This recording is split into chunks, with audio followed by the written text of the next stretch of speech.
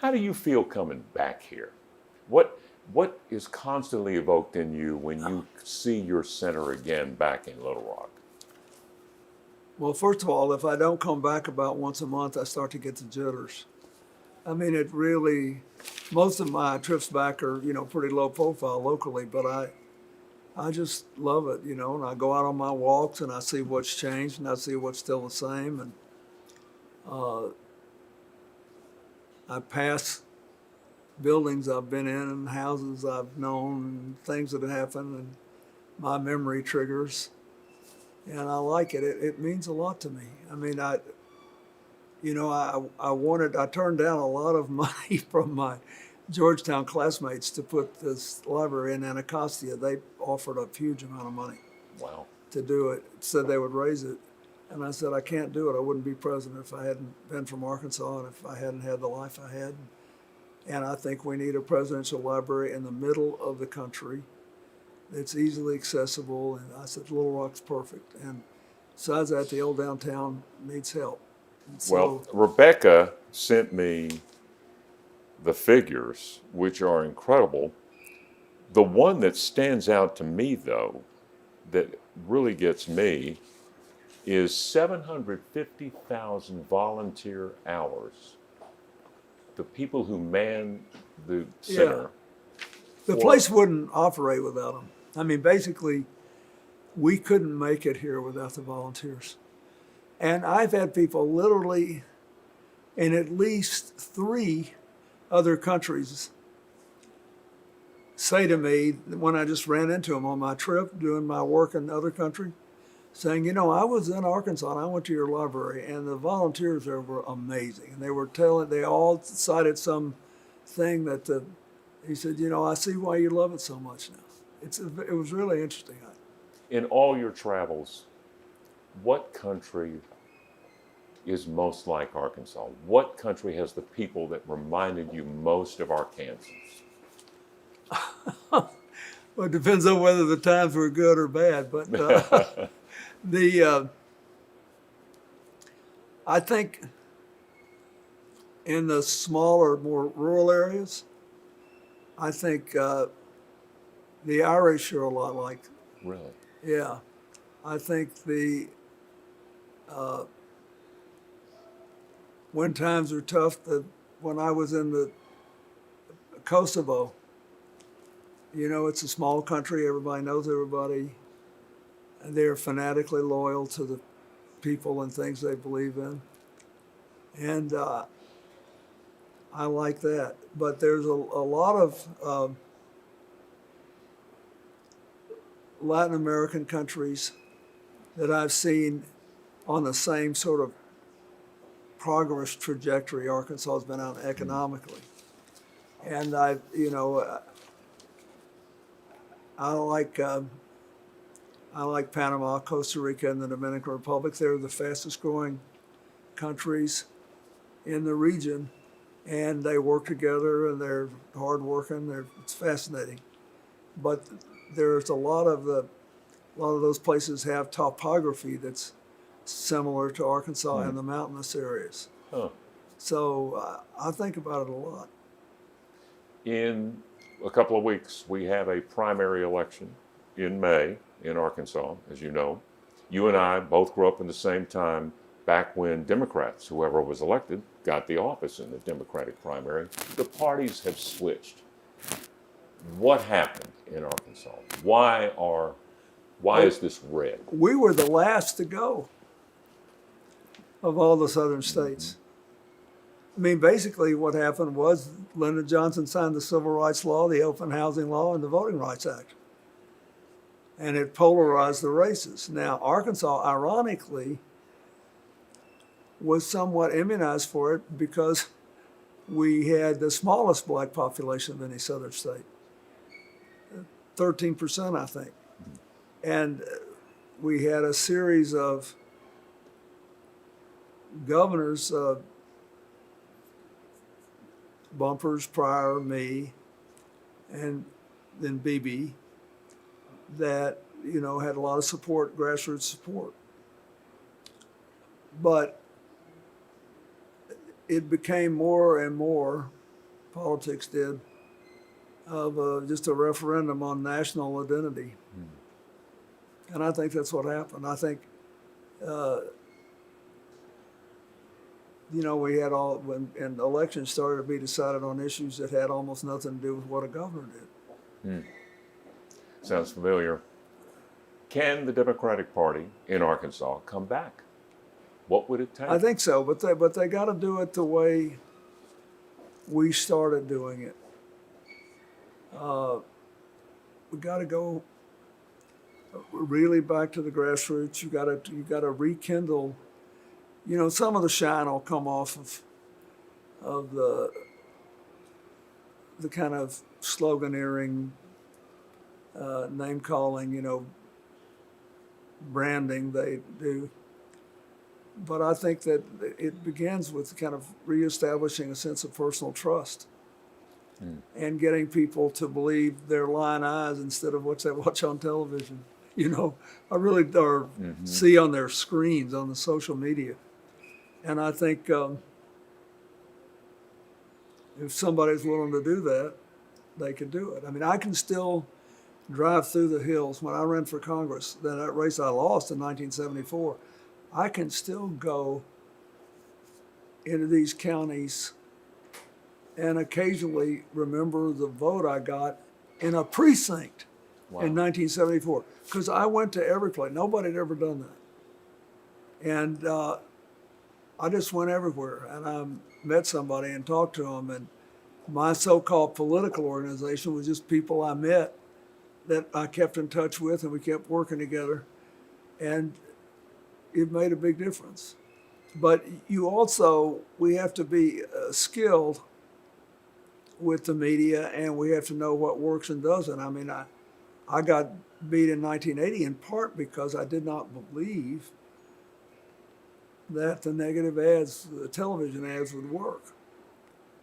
Because I thought, I knew people. And I remember many years later when in Israel, I wanted Shimon Peres to win because he was supporting the peace process. His opponent, Bibi Netanyahu, who did 2 terms, 2 different stints as prime minister, started running negative television ads against him. And I called him, I said, Shimon, you're not answering these things. You've got to get out there and answer them. And he said, people will never believe that. He said, I was part of the founding generation. I've been here from the beginning. I helped establish the Department of Defense, especially the Air Force. All this was true. But I said, you don't understand. People are busy with their own lives. They don't know things like that. They don't have, their received memories, even in a small country, are limited at a certain point. And so, I don't think we're going to repeal the rules of modern politics, but I think that, things will shift into a rhythm. And if I like this guy, Chris Jones, that's running, because he's going places and seeing people that you normally wouldn't expect a Democrat to go and see anymore. And I think that it's worth doing, because almost more important than shifting parties is creating some sort of common dialogue and common identity, because politics is all based on divisive identity now. It's based on divisive tribalism, not inclusive tribalism. The only time we're inclusively tribal is when the Razorbacks are playing in the NCAA or something like that. And that's, that's wonderful, but it's otherwise not a very good way to run a railroad, so I'm hopeful. In this age of social media and exploding media, where you have so many outlets, have you found yourself saying to yourself, gosh, I'm not real sure I could run in this climate? Oh, no, yeah, I don't think there's a way in the world I could be elected, in some places today that I always thought I could be. And in other places, mostly in other countries, if I go to Ireland for 5 months and have a place there, I could run for president of Ireland. I used to think I could win that. You know, because they always like you better far from home. Profit is not without honor, you know. Except, but I think about that, but I don't really believe in it. I lived in the only place I wanted to live, and I had the life I wanted to have, and I was very fortunate. And I didn't mind greater competition between the two parties, but I do mind this sort of extreme polarization where you just disqualify somebody because of the success of a negative identity campaign that's often not true. So I'm hoping it'll get better.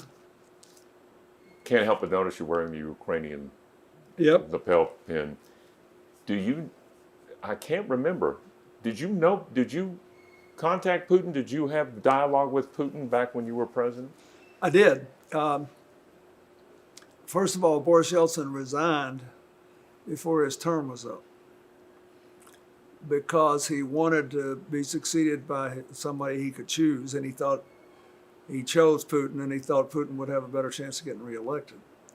And secondly, because he had had severe heart problems. You may remember he had open heart surgery when I was president. And we sent a team there to support the Russian team, not because they didn't need any surgical help. They were great at doing heart surgeries, but their economy was so weak that they weren't able to maintain basic super sterile conditions in their hospitals. And so we went over there and I sent a battlefield unit over there, people who were very good at providing health care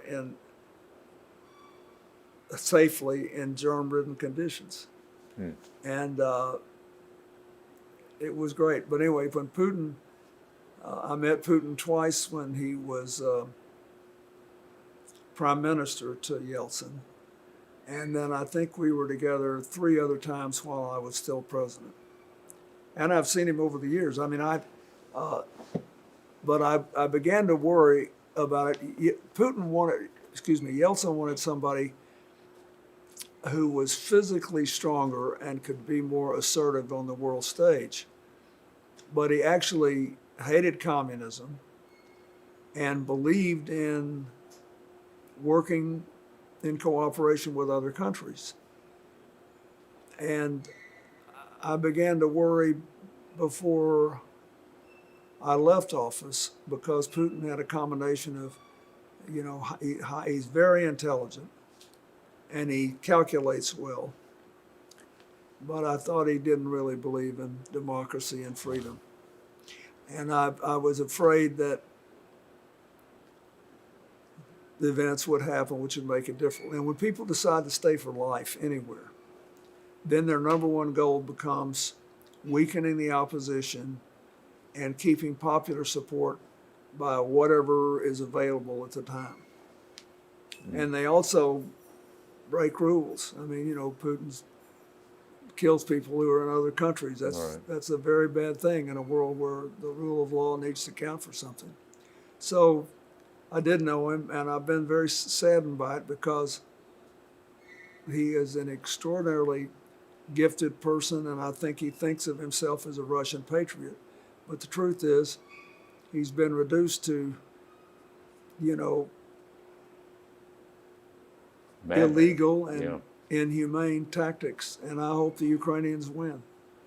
Everybody does on this side of the ocean anyway, and Europe. Is Putin destined for tragedy in his life? Is his destiny now to have it? I don't know, but this is a very personal thing to me because when I was president, what we were trying to do and what Yeltsin was supporting was to reduce the threat of nuclear exchange or chemical and biological warfare. He and I, without a formal agreement, destroyed 36 tons of plutonium each. And then we made an agreement that we would try to get all the nuclear weapons out of the former Soviet Union Wow. into a UN supervised holding site in Russia, from which we would either then neutralize the weapons or, otherwise get rid of them so that they could never be weaponized. And I talked Ukrainian President Leonid Kuchma into giving his weapons. Ukraine then had the third largest stash of nuclear weapons in the world. Wow. And I don't think Putin would have done this if they'd had nuclear weapons. Right. And so I did it because we got an agreement between the UK, the United States, and Russia to protect Ukraine's territorial integrity at all costs. And when I reminded Putin of this before he went into Crimea back in 2014, he said, yeah, I know, but he said, our Duma, their parliament, never ratified it. So it's not like a treaty. It's just Yeltsin's policy, and I disagree with it. Wow. And it's fine. In other words, we'd all make a deal where I'm going to pay you X money for your famous shoes or something. And I give you the money, and then you say, oh, I disagree with it, but you keep the money. That's what they did, right? Because he'd already given up the weapons. And it was horrible. But when you want to stay forever, you wind up doing crazy things. And when you define the greatness of your country based on their ability to strangle their neighbors and push people around, that's also a hazardous thing. Because Russia we all know that they're great on any kind of information technology stuff, right? Their cyber warfare tactics are great.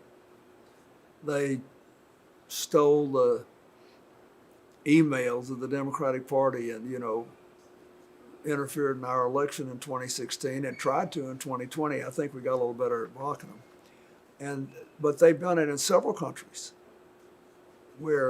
and sometimes they don't care so much who wins as whether they can weaken the country and stoke division. He didn't want Hillary to win, and he announced it, and she took it as a compliment. Yeah. And so I didn't mind that. But we just need to support the Ukrainians, and we need to pray to God that they can hang on and, stop Russia, because the problem is that you pull a stunt like this, it doesn't stop there. Mm. It becomes like narcotics, they'll do something else they shouldn't do. And also it affects other countries. I think China is a little more reluctant to go in and flat out try to take over Taiwan now. Right. And because they're much stronger than Russia economically, and they have a bigger military, but they also need a lot of consumers all around the world. If we stopped buying everything made in China, it would have an impact on them. And so I think, this is an important thing, and I'm pulling for them. They're amazing people. I spent some happy days there. My foundation actually, for a period of years, ran the AIDS program there. We got them their AIDS medicine and, did other work. And we've had, so I've been back to Ukraine a lot since I left office. Well, seeing those videos now, I'm getting the high sign that we need to wrap this up real quick, though.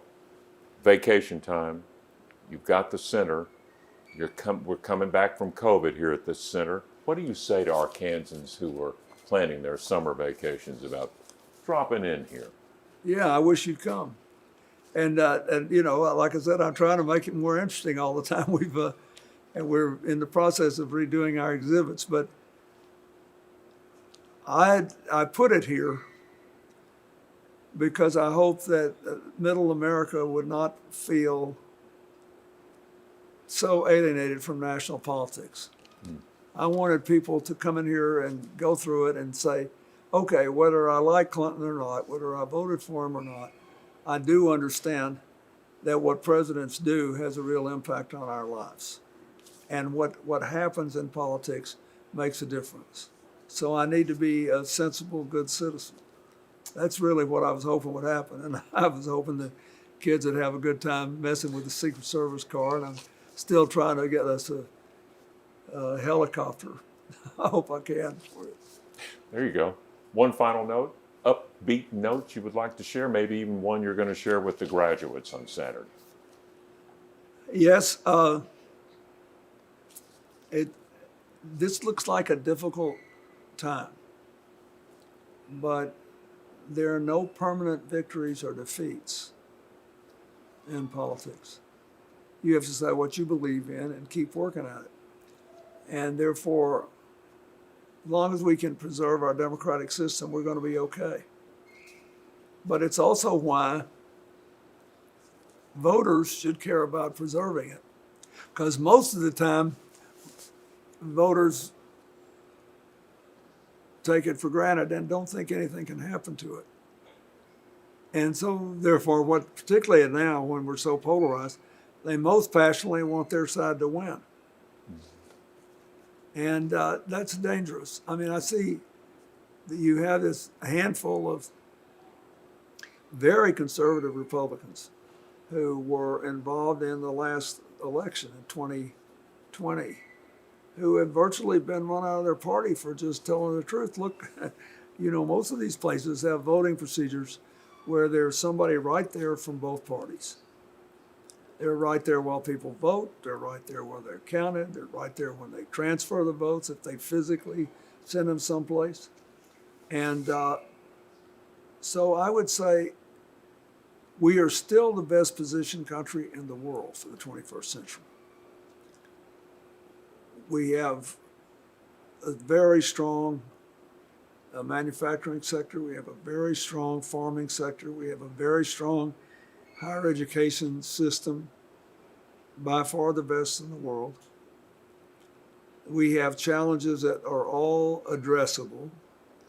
And if, like me, you believe this climate change deal is a terrible challenge, we're the best positioned big country to deal with that because of all of our different capacities. So the kids of this country should have a great future. And therefore, what we need most to worry about is not making it worse by self-inflicted wounds. But otherwise, we're going to do fine. We just can't major in the minors. We can't make our differences more important than our common humanity. And I think deep down inside, we know better. So we just need to get our heads screwed on straight and go back to work. Mr. President, thank you so much for this conversation. You and I have had many conversations, but never one quite like this, and I appreciate it, and Thank we you. all do.